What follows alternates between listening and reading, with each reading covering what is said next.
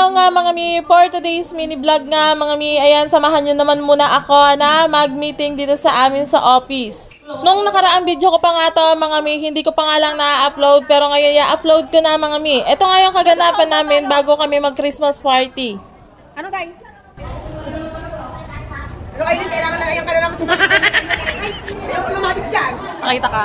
Ayun nga kasi magpakita sa mga vlog ko mga mi, kaya yan, nagagalit siya kapag tinatapatan ko siya ng camera. Ayan, nabubulol na naman. Yung lahat para sa isang Video to, video. Tapos ayan, nag-start na nga kami mag-meeting, pero bago ang lahat, ayan, magdadasal muna nga kami dyan para sa kapayapaan ng lahat ng bawat isa. Amen. So ako naman, ito, may nasikaso naman ako dito sa gidli habang ako ay nakikinig sa pinagmimitingan. Topic nga namin dyan mga may, yung mga taong pagkakaharap ay mababait, pero pagka nakatalikod ay ang paplastic. Charot! Siyempre, charot lang yan mga may. Siyempre, hindi magmi-meeting ng ganun. Huy, ano? Ang topic kasi namin dyan mga mi, about sa Christmas party, tsaka sa mga sayaw-sayaw mga mi. Siyempre kung ano yung mga paggaganapan namin. Ako nga kasi, gusto ko kasi yung bida ako, kasi nga bida-bida ako, char.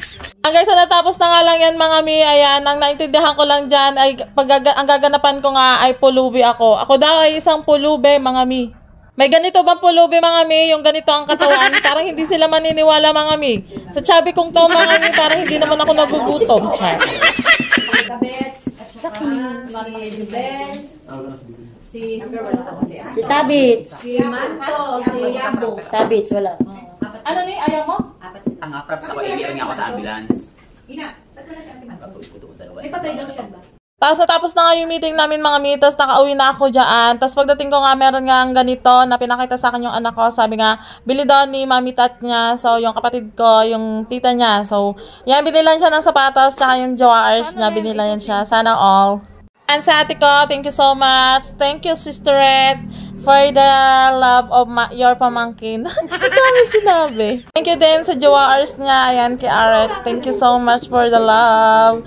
Flex ko lang din pala sa inyo mga mi. At nakalimutan ko nga kanina sabihin sa inyo. Ang gamit ko nga palang pangkilay dyan mga mi. Yung kay O2O mga mi. Sobrang ganda niya mga mi. Ang bet na bet ko talaga ang link sa comment section. Tsaka dyan sa yellow basket ko.